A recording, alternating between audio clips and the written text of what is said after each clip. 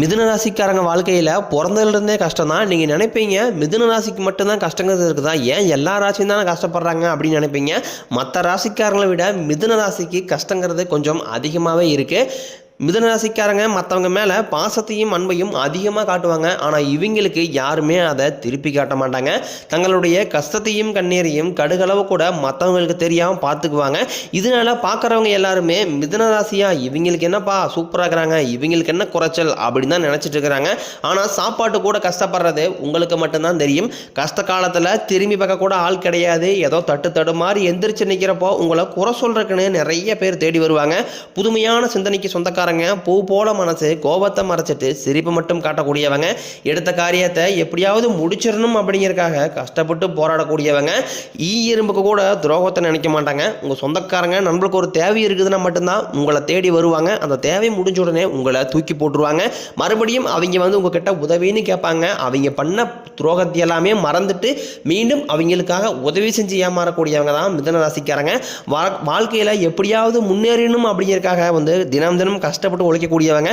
வரக்கூடிய நாட்கள் இருந்து உங்களுடைய தலைவிதி முழுவதுமாகவே மாறப்போகுது.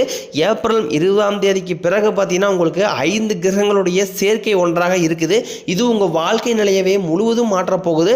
அதாவது மீன ராசியில் இது நம்ம சதுர்கிரக யோகம்னு சொல்லுவோம். சூரிய பகவான், புதன் பகவான், ராகு கேது பகவான், சுக்கிர பகவான், சனி பகவான், இவங்க 5 பேரும் வரக்கூடிய நாட்களில் ஒன்றாக சஞ்சாரம் பண்ணுறாங்க. இது ஒரு மிகப்பெரிய ஒரு அரிய நிகழ்வாகவே பார்க்கப்படுது. ஏதாவது மிதுன ராசியோட ராசி அதிபதி பார்த்தீங்கன்னா புதன் பகவான், அவரும் பார்த்தீங்கன்னா சஞ்சாரம் பண்ணுறாரு. இது உங்கள் வாழ்க்கையில் நல்ல ஒரு திருப்பு முனையாகவே இருக்கும். ஏன்னா கடந்த காலகட்டங்களில் மிதுன ராசிக்காரங்க ஒரு 2 வருடமாகவே பார்த்துக்கிட்டிங்கன்னா பெரிதாக பொருளாதாரத்தில் முன்னேற்றம் அப்படிங்கிறது இவங்களுக்கு இருந்திருக்காது. ஏன்னா நம்ம வாழ்க்கை இன்னும் அப்படியே தான் இருக்குது. மற்ற ராசிக்காரங்க எல்லாருமே வீடு வாங்கிட்டாங்க, கார் வாங்கிட்டாங்க, கல்யாணம் பண்ணிட்டாங்க, எல்லாம் நல்லா இருக்கிறாங்க. நம்ம வாழ்க்கை இன்னும் அப்படியே இருக்குது அப்படின்னு நிறைய பேர் நினச்சிக்கிட்டு இருப்பீங்க. வரக்கூடிய நாட்கள்லேருந்து உங்களுடைய நல்ல நல்ல மாற்றங்கள் அப்படிங்கிறது குரு பயிற்சி மூலமாகவும் ராகு பயிற்சி மூலமாகவும் இந்த வருடத்துக்குள்ளே நீங்கள் எதையெல்லாமே எதிர்பார்க்குறீங்களோ அது எல்லாமே கண்டிப்பாக இந்த வருடகர்கள் மூலம் நீங்கள் அனைத்தையுமே பெற போகிறீங்க. மிதுன ராசிக்காரங்க கடந்த காலகட்டங்களில் தங்களுடைய வாழ்க்கையில் நல்லது நடக்க போகுதுன்னு நினச்சிட்டு இருந்திருப்பாங்க. ஆனால் உங்களுக்கு அந்த டைமில் ஒரு மிகப்பெரிய ஏமாற்றம் தான். புதுசாக ஒரு கஷ்டமும் பிரச்சனையும் உங்களை தானாகவே தேடி வந்திருக்கும். மிதுன ராசிக்காரங்க சொந்த பந்தத்தை இழந்தாங்க, சொத்துக்களை இழந்தாங்க, தனக்கு நெருக்கமாக இருக்கக்கூடிய உறவுகளையுமே இழந்திருக்காங்க. கடைசியாக நான் மட்டும்தான் எல்லாத்தையுமே இழந்துட்டு நிற்கிறதா இருக்குது, எனக்கு உயிர் வாழவே பிடிக்கலன்னு சொல்லிட்டு இருக்காங்க. இதுக்கு மேலே என்னால் வாழவே முடியலை சாமி, தயவு செஞ்சு என்னை உன் கூடையே கூட்டிக்கிட்டு போயிரு. நான் இவ்வளோ கஷ்டப்பட்டதுக்கப்புறம் எனக்கு வாழ்க்கையில் வாழுங்கிற எண்ணம் சுத்தமாகவே போயிடுச்சு. உங்கள் மனசில் கவலையும் துன்பம் தான் அதிகமாகவே இருக்குது. நீங்கள் செய்யக்கூடிய ஒவ்வொரு விஷயத்தையுமே தடுப்பதற்கு உங்கள் கூட இருக்கக்கூடிய நண்பர்களும் சொந்தக்காரர்களும் நிறைய பேர் முயற்சி பண்ணிக்கிட்டு இருக்காங்க. இது எல்லாமே தெரிஞ்சுமே கூட நீங்கள் என்னமோ பண்ணுறதை பண்ணிட்டு போங்க அப்படின்னு தன் வேலையில் மட்டும் என்றைக்குமே குறிக்கோளாக இருக்கிறவங்க தான் நீங்கள். மற்றவங்க நம்பி என்றைக்குமே இருக்க மாட்டீங்க. நம்மளால் மற்றவங்களுக்கு கடுகளவு கூட துன்பம் வரக்கூடாதுன்னு நினைக்கிறீங்க தான் மிதுன ராசிக்காரங்க. கொடுத்து சிவந்தக்காரங்களுக்கு சொந்தக்காரங்க உங்ககிட்ட இருக்குதோ இல்லையோ, இருந்தாலும் சரி இல்லைனாலும் சரி கடைசி கடன் வாங்கிட்டு வந்தாவது தானம் தர்மம் செய்யக்கூடியவங்க தான் மிதுன ராசிக்காரங்க. மற்றவங்கள மாதிரி என்றைக்குமே தானம் தர்மம் பண்ணிட்டு சொல்லி காட்டிக்கிட்டு இருக்க மாட்டாங்க. அந்த பழக்கம் என்றைக்குமே மிதுன ராசிக்கு சுத்தமாகவே கிடையாது. மே 14ஆம் தேதி குரு பயிற்சி நடக்க இருக்குது. உங்களோட ராசிக்கு குரு பகவான் 7ஆம் இடத்துலேருந்து 8ஆம் இடத்துக்கு போய் வக்ர நிவர்த்தி ஆக போகிறாரு. இதனால மிதுன ராசிக்காரங்க வாழ்க்கையில் பொருளாதார முன்னேற்றம் அப்படிங்கிறது படிப்படியாகவே உயரப்போகுது. கடந்த காலகட்டங்களில் ஏதாவது ஒரு கிடைக்கிற வேலைக்கு போயிட்டு இருந்திருப்பீங்க, 10,000 சம்பளத்துக்கோ 5,000 சம்பளத்துக்கு போயிட்டு இருந்திருப்பீங்க. என்னடா நம்ம நிலம் இப்படியே இருக்குது, நம்ம வாழ்க்கையில் முன்னேறவே ஆக மாட்டோமா அப்படின்னு நிறைய பேர் நினச்சிக்கிட்டு இருப்பீங்க மனதளவில். கண்டிப்பாக இந்த குரு பயிற்சி மூலமாக நல்ல ஒரு பொருளாதார முன்னேற்றம் அப்படிங்கிறது உங்களுக்கு நிச்சயம் வரப்போகுது. ஏன்னா பெரிதாக பொருளாதார முன்னேற்றம் இல்லாதனால கடன் பிரச்சனை அப்படிங்கிறது கொஞ்சம் தலைக்கு மேலே அதிகமாகவே இருக்குது. இப்போ நீங்கள் போய் மிதுன ராசிக்காரனை பார்த்து கேட்டீங்க அப்படின்னா குறைஞ்சபட்சம் ஒரு 5 லட்ச ரூபா கடன் சொல்லுவாங்க. ஐயோ 5 லட்ச ரூபா இருக்குதா, எப்போ நான் கடன் கட்டி முடிக்க போகிறேன் அப்படின்னு நிறைய பேர் புலம்பிக்கிட்டு இருப்பீங்க. பொருளாதார முன்னேற்றம் வரதுனால உங்கள் தகுதிக்கு ஏற்ப வரக்கூடிய நாட்களில் நிச்சயம் வேலை கிடைக்க போகுது. நீங்கள் ஒரு அரசாங்க வேலைக்கு ட்ரை பண்ணிட்டு இருந்தாலும் சரி, இல்லை ஒரு பிரைவேட் ஜாப்போ ஐடி ஜாப்போ இல்லை பேங்க் சைடோ நீங்கள் எங்கே வேலைக்கு ட்ரை பண்ணிட்டு இருந்தாலும் உங்கள் தகுதிக்கு ஏற்ப அந்த வேலைங்கிறது வரக்கூடிய நாட்களில் நிச்சயமாக கிடைக்க போகுது. கோர்ட்டு கேஸ்ன்னு ரொம்ப நாட்களாக அலைஞ்சிட்டு இருக்கிற நபர்களுக்கு விரைவில் உங்களுக்கு சாதகமாகவே தீர்ப்பு வரும். சனி பகவானினுடைய பார்வை உங்களுக்கு நேரடியாகவே இருக்குது. இதனால் வருமானம் அப்படிங்கிறது பல வழிகளில் வரும். தொழிலில் லாபம் சற்று அதிகமாகவே கிடைக்கும். அரசியல்வாதிகளை பொறுத்த வரைக்கும் புதிய பொறுப்புகள், புதிய பதவிகள் எல்லாமே தானாகவே உங்களை சேரும். ராகு கேதுவால் உங்களுடைய செல்வாக்கு உயரும், உடல் ஆரோக்கியம் மேம்படும், சங்கடங்கள் நீங்கும். மறைமுகமாக உங்கள் தொழில் வாழ்க்கையிலும் சரி இல்லற வாழ்க்கையிலும் சரி நிறைய நபர்கள் தொல்லை கொடுத்துருப்பாங்க. இனி அவர்களுடைய தொந்தரவுங்கிறது சுத்தமாகவே இருக்காது. மிதுன ராசிக்காரங்க எல்லாருமே பயப்படுறது சனி பெயர்ச்சிக்கு அப்புறம் இந்த ராகு கேது பெயர்ச்சியை நினச்சி தான்.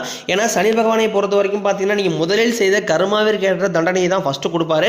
அப்புறம் நல்லது பண்ணுவார், கெட்டது பண்ணுவார், ஆனால் கண்டுபிடிச்சிடலாம். ஆனால் ராகு கேது என்ன பண்ணுவாருன்னே தெரியாது. இவங்க ரெண்டு பேருமே சேர்ந்து வரக்கூடிய நாட்கள்லாம் உங்களுக்கு நல்ல நல்ல மாற்றங்களை மட்டுமே உங்கள் வாழ்க்கையில் தரப்போகிறாங்க. நீங்களும் ஒரு கம்பெனியில் 7-8 வருஷமாக வேலை செஞ்சுருப்பீங்க. அந்த கம்பெனிக்காக இரவு பகல் பார்க்காம வேலை செஞ்சுருப்பீங்க. உங்களுடைய சொந்த கம்பெனியை நினச்சி உழைச்சிருப்பீங்க. ஆனால் உங்களுக்கு அப்புறம் வேலைக்கு வந்தவங்களுக்கு சம்பள உயர்வு, பதவி உயர்வு போன்ற சலுகை எல்லாமே கிடைக்கும் போது ரொம்ப அதை பார்த்துட்டு வேதனைப்பட்டிருப்பீங்க. என்னடா நம்மளும் தான் உழைச்சிட்டு இருக்கிறோம், நம்மளுக்கு அதுக்கப்புறம் வந்தவங்களுக்கு எல்லா சலுகையுமே கிடைக்கிது, நம்மளுக்கு எதுவுமே கிடைக்க மாட்டேங்குது அப்படின்னு நினச்சிட்டு இருந்திருப்பீங்க.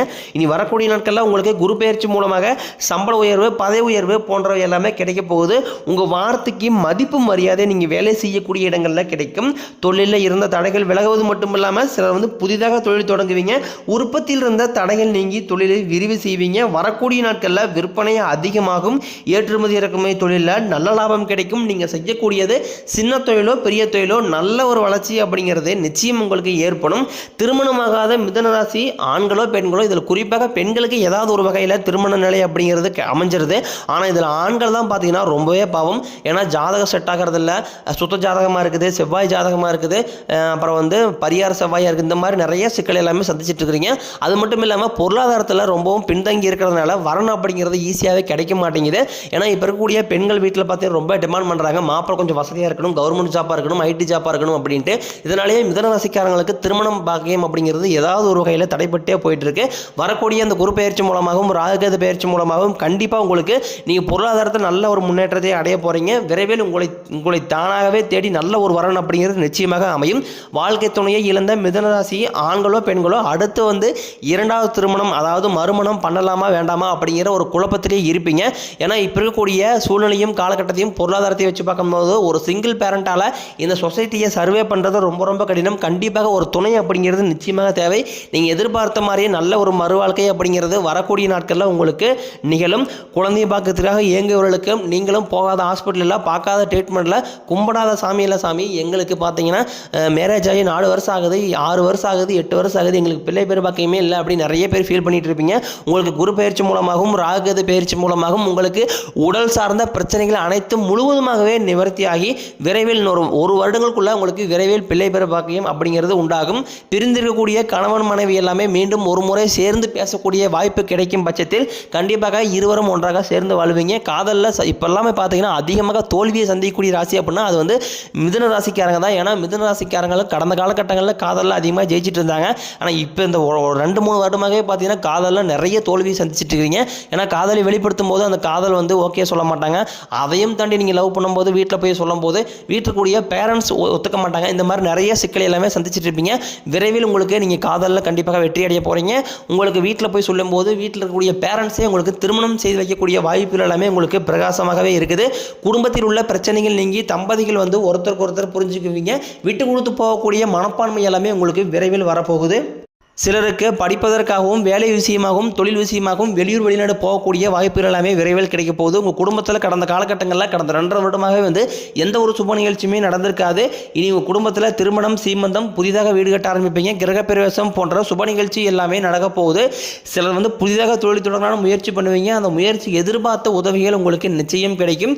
மிதுன ராசியை பொறுத்த வரைக்கும் நீங்கள் ஆண்களோ பெண்களோ அரசு வேலையோ தனியார் வேலையோ கூலி வேலையோ நீங்கள் எதிர்பாராத வருமானம் அப்படிங்கிறது உங்களுக்கு இரட்டி மடங்காக கிடைக்க போகுது. உங்களுடைய வளர்ச்சியை கண்டு உங்கள் நண்பர்களே சொந்தக்காரங்களே பார்த்தீங்கன்னா பயங்கரமாக உங்கள் மீது பொறாமை கொள்ளக்கூடிய அளவுக்கு ஒரு அசுர வளர்ச்சியாக இருக்க போது. உங்கள் எளிமையான பேச்சு திறமையால் நீங்கள் அனைவரையுமே கவர்ந்து எழுப்பீங்க. உங்கள் சமூகத்தில் உங்கள் பெயருக்கும் புகழுக்கும் படிப்படியாக முன்னேற்றம் வரப்போகுது. கடன் பிரச்சனை அப்படிங்கிறது கொஞ்சம் அதிகமாகவே இருந்தாலும் இது எல்லாமே இந்த ஆண்டுக்குள்ளேயே அனைத்து விதமான கடனையுமே கட்டி முடிச்சுட்டு 2025 முடிஞ்சு 2026 நீங்கள் காலடி எடுத்து வைக்கும்போது 1 பைசா கடன் இல்லாமல் அனைத்து விதமான கடனையுமே கட்டி முடிக்கக்கூடிய அளவுக்கு நல்ல ஒரு பொருளாதார முன்னேற்றம் அப்படிங்கிறது உங்களுக்கு நிச்சயம் இருக்க போகுது.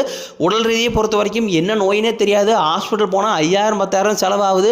குழந்தைக்கு உடம்பு சரியில்லை, அப்பா அம்மா உடம்பு சரியில்லை, மனைவிக்கு உடம்பு சரியில்லை, உங்களுக்கு உடம்பு சரியில்லை அப்படின்னு ஹாஸ்பிட்டலுக்கு ஏதாவது மாதத்தில் ஒரு 10,000 வரை செலவு பண்ணிட்டு இருக்க சாமி. எப்படியா உடல் சார்ந்த பிரச்சனைகள் நீங்கிருச்சுனாவே போதும், எங்களால் சமாளிக்க முடியல அப்படின்னு நிறைய மிதுனராசிக்காரங்க சொல்லுவீங்க.